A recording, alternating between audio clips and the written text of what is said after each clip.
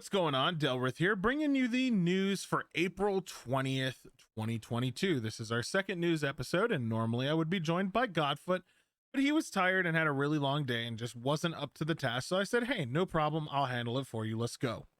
Our first story today is about a survey that went out asking about NFTs and then dumped players at the Blizzard online game store.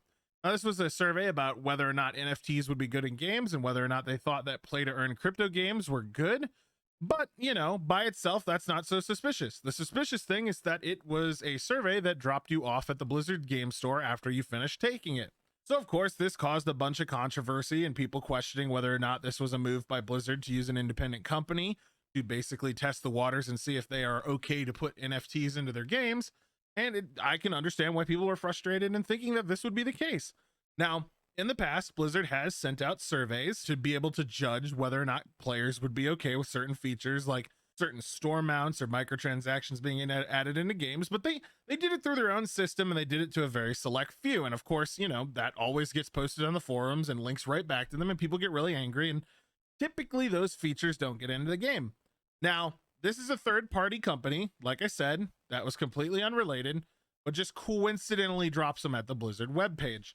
I don't think it's a very far stretch to side with those conspiracy theories, especially since the marketing team at Blizzard and I guess the analytics team would be smart enough to avoid this. This is them paying a second company to have a buffer zone so that they can ask these questions and get these reactions and these information that they're looking for without it tracing back to them. Now, if it was Blizzard and this was the case and they paid this company to do this, it's kind of a huge blunder, the fact that this happened. But it wouldn't be too far-fetched, especially given recent Blizzard slip-ups and the state of their current games.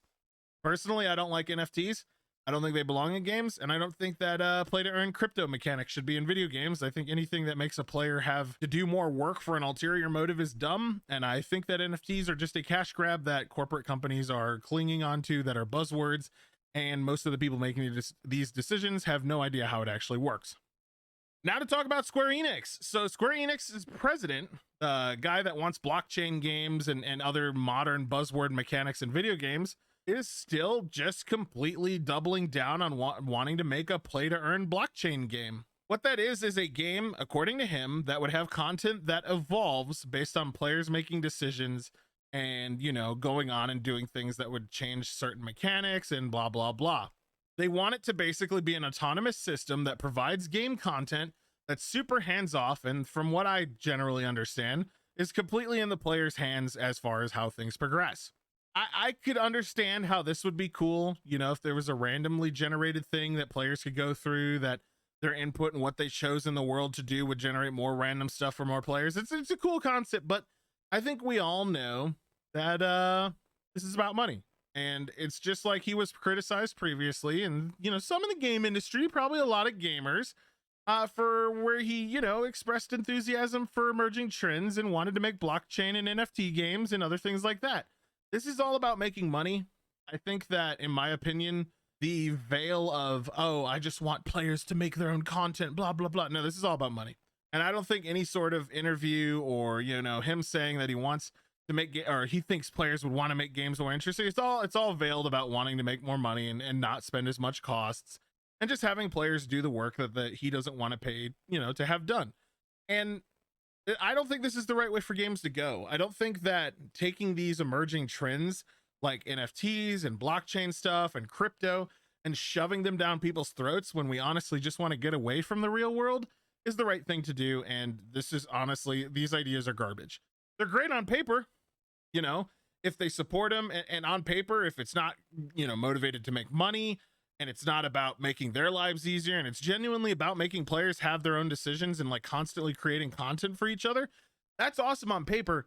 But when you think about corporate video game companies and men in suits on a board of directors just trying to make more money for the investors, it starts to get a little sketchy. So we'll have to see if he explains further or if they explain further, but nah.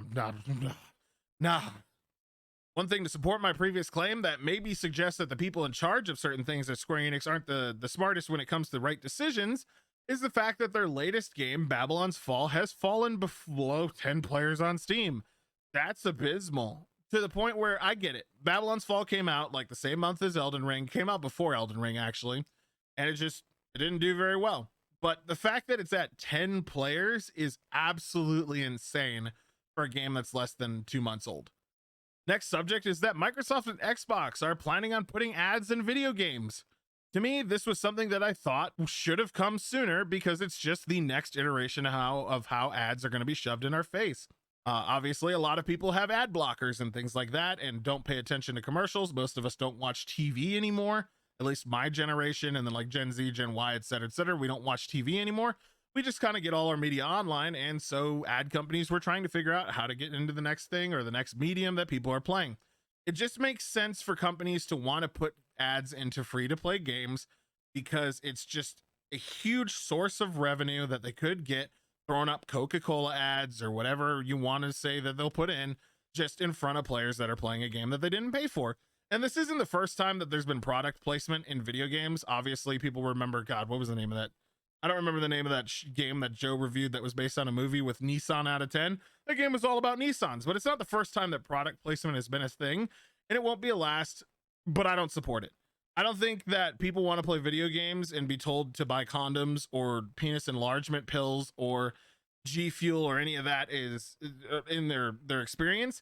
And I don't think that a lot of the stuff that might be pushed in here would be good for people to see. Obviously, if you have people pushing things like energy drinks on games that are mostly kids, that could end bad. You know, obviously, if it's like things like vape pods, whatever, it's just, there's a lot of controversy to be had. There's a lot of money to be made, and we'll just have to see how it's integrated. But rest assured, it is coming. It's going to happen, and it's just a matter of time. Next up on the news, CD Projekt Red has delayed the next-gen version of The Witcher 3 again, but this time indefinitely. This is because there is a lot more work into doing what they wanted to do than they had previously thought, and now to reevaluate everything else that's going on in the company, they have had to indefinitely push it. I am a fan of this. I think that after the release of Cyberpunk 2077, that they should absolutely wait for the bread to be finished in the oven before taking it out. And the fact that they came straight out and said, hey, this isn't going to be in a good state for a long time. We don't know how long this is going to take. It may be forever. We don't know. We're just going to try to do it. I think that's good.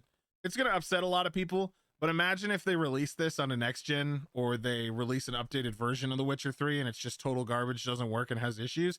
I don't think people would probably take that very easily and just lying down, because The Witcher 3 is a very beloved title. And if you release a shitty version of it, you are going to have people up in arms and hating your company even more than they did for the release of Cyberpunk. We'll have to wait and see if any more information of this comes out this year. And obviously, if it does, I will make another update on it. But as of right now, The Witcher 3 next gen update is delayed indefinitely. Carrying on with the discussion of CD Projekt Red, they have posted plans for 2022 on what they're going to be working on. Primarily, they are going to continue working on their Cyberpunk 2077 expansion. They're going to be working on a new Witcher game based on Unreal Engine 5, which is sweet. Unreal Engine 5 is totally incredible. You should check out videos on it. They're going to continue support for Cyberpunk 2077. They're going to work on the next gen version of Witcher 3 Wild Hunt, which we just talked about was delayed indefinitely. They're going to talk about a unannounced project based on one of their franchises, which they won't mention or haven't put any details about. They're going to launch a spin-off to Gwent, obviously the card game for the Witcher series.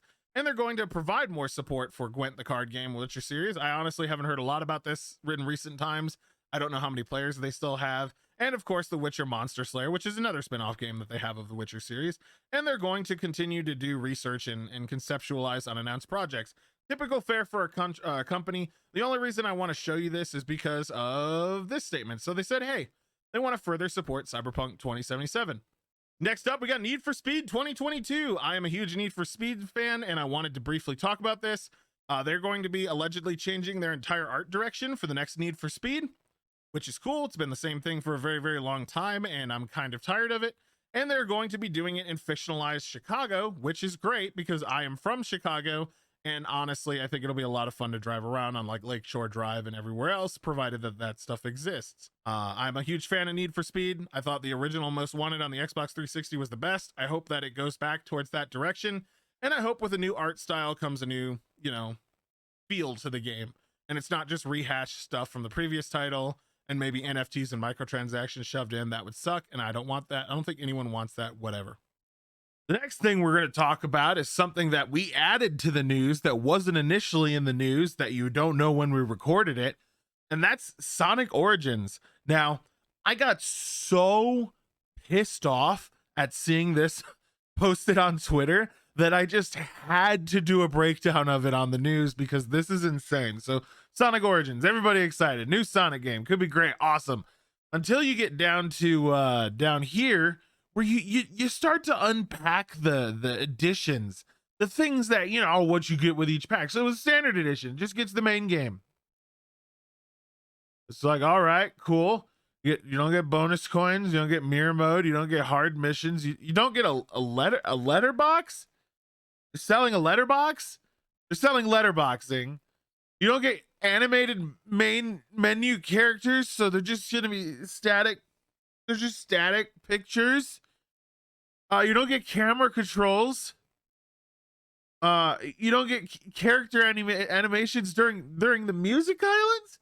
Like, they just stand there during music island animations, like these things that are clearly meant to have them moving, and you just don't get the additional music. But the thing that blew my mind is that you have to pay for character animations in the main menu. So you're like, oh, you know, let's get there's a separate pack. It's called the Start Dash pack, which is another pack that gives you bonus coins, mirror mode, and letterbox, which comes with a pre-order of standard DLC. But like, they could have just, it's free DLC included with the pre-order. But that implies that if you don't pre-order it, it won't be free. That implies that you'll have to pay for it still, because it says it's included with the pre-order, but it also says it's free, which is contradictory. Why would you put this if it was free? This just says it lets you know it's come with a pre-order, but if it's free, that doesn't matter. But that's and then you go, okay, well, you gotta get the digital deluxe edition, which, by the way, I don't know how expensive this is. It's $44.99. Well, how much the original game? $39.99. Okay, cool, great. But if you pay $40 for an extra $10, they're charging you for hard mission. You don't even get hard missions buying the normal game. You have to pay an extra $10 to get hard missions, or you have to buy the premium fun pack, which this shit should be in the normal game. But to buy just to get the letterbox background, which is like just a design aesthetic, it just probably makes the game look better. You don't even get that in the digital deluxe. You got to buy the premium fun pack, or you got to pre-order. You get the free DLC that's only included with the pre-order, or maybe it's free. We don't know. Oh, but to get the character animations or the camera controls or the character animations during music islands, you have to get the digital deluxe. You have to pay the $10 extra, or you have to buy the premium fun pack, which I'm betting is $9.99, which means you should have just bought the digital deluxe in the beginning. Why do you have to sell fun? These little things that should be a part of the game, they're selling as fun. You have to pay for fun now. This, not fun. This, fun. Adds more fun to your game. Don't you want to buy fun? Don't you want to buy characters actually having life and being, you know, heartfelt and having soul for game, to show that the game had passion? No, the passion is sold as a premium fun pack or digital deluxe edition. This is just absurd. This is absolutely insane. This is what happens because us as gamers didn't push back hard enough against this stupid shit. And now look what we have to deal with. This is the worst pre-order crap I've ever seen. I have never seen any other company have the gall to sell hard missions as deluxe or fun pack, to sell the letterbox background, which is just black bars. They're selling you black bars for money, or character animation. So instead of a fucking JPEG, you get an animated model for money for $9, or you get to move your fucking thumbsticks and move the camera in the main menu. That's worth money for premium fun pack. That's fun. Or the fucking digital deluxe. I am just so upset at this, and I just had to throw this in the news. This is insane. I honestly just go to Twitter and be like, what the hell, Sega, or whoever's in charge of this. It's Sega. Because of course it is. This isn't okay. This shouldn't be tolerated. No, just no. Now on to something that's a little bit controversial. Hideo Kojima says that Kojima Productions will remain independent after tweeting PlayStation Studios banner. Now, if you remember this, you remember that Hideo Kojima tweeted out a picture of the banner on April 14th, not August, I apologize, of all these PlayStation lineup with PlayStation Studios. And on the left over there, you can see that there is in fact Death Stranding and Kojima Studio thing. So people thought immediately that Kojima Studios, or his company, was going to be bought out by Sony or PlayStation Studios and become like one of their exclusive franchises, which he clarified that, that's incorrect. Obviously, you can remain independent and still be licensed under a company to exclusivity clauses.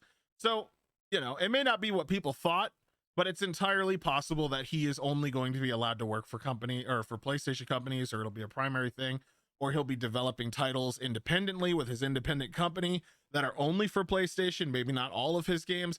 All of this stuff is possible. There's no point to speculate, but yeah, I can understand why people were completely upset. Please understand, the clarification was made that Kojima said that PlayStation Studios does not own his company and they are independent, but again, can be contracted. More news about China, of course, the government of China being huge douchebags, and they are now banning live streams of unapproved video games. Straight up, China has a list of games that are approved in their country that they support, that carry the message that they want to carry. And that's that. If you're trying to stream any other game that does not get on that approved list, it's not going to be allowed, and you're going to probably get in trouble for it. It goes without saying that this is obviously bad for a lot of reasons and is extremely restrictive on any sort of freedom that people may have. But hey, it's China, it's government. Like, what are you gonna do about it? I think that it's ridiculous. I think we all think it's ridiculous. I believe that 99.999% of people in China, of course, have nothing to do with any of this. This is all the government, and they just want to play video games with their friends and other countries outside of the country. They just want to live their lives, stream content or watch content from other games, and it's getting harder and harder for them to do so, and that just sucks. That's awful. I mean, you can read the article, it's down below if you want to get more into it. I'm not going to get super political into it or anything, but yeah, government of China making lots of bad decisions and doing awful things as per the usual. And the final thing that we're going to talk about for the news tonight is that World of Warcraft Dragonflight will add a playable and rideable dragon, or dragons in this case. Now, I have a lot to say about World of Warcraft. I think that I could probably go into a 50-minute rant about all the issues with Shadowlands and how they have gone so far in the wrong direction, but I won't. I will simply say that Dragonflight is World of Warcraft's last chance to survive. I think people have finally started to realize that there are alternatives to playing World of Warcraft, like Final Fantasy XIV, which did way better this year, and that if the game doesn't do what they want it to do, they can simply move on and just not play it. Take that as well as with the fact that Shadowlands was very poorly designed and bled players like no other expansion to date, and the fact that there are less people playing now than at any point in World of Warcraft estimated, and you've obviously got the board set for Blizzard only having one more shot to make it work. Recently, they implemented a feature that allowed players to play with each other cross-faction on PvE content, which is awesome. I think they need to keep elaborating on that, and that's one of the best things they've done in recent times. Doesn't redeem all the issues with Shadowlands, but it is a really good thing because obviously there's no reason for that not to be the case anymore. And if they continue down that path and really just open up the game for players to play with their friends regardless of any sort of restrictions or faction alignments or whatever, that'll be good, but they do have a very long way to go to make the game acceptable for people who were driven away. Primarily, the biggest issue with World of Warcraft right now is that casuals are 90% of their game, but their game is balanced completely around the 0.1%.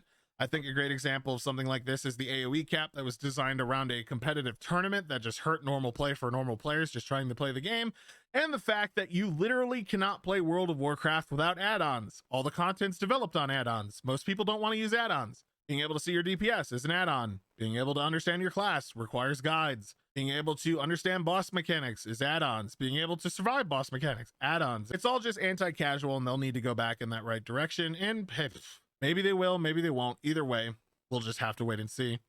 Anywho, that's going to be it for the quick news this week. I will see you next week back with Godfoot. Thank you so much for watching the video. And if you have any comments about any of these stories, or you want to give your own opinion on literally anything that I talked about, because obviously I put my opinions in the news other than just bringing you the news, feel free to do so in the comments down below, and I absolutely will read them. I read most of my comments, and hey, I may even respond to you, getting a nice discussion about it. Please keep things civil. If people have a different opinion than you do, don't ever jump on them for it. Just give them a chance. Let them talk about it. And hey, remember, you know, you can always try to change their mind in a civil and polite way. Until the next video, which should be on Friday, this is Delrith, and I'll be seeing ya. Bye.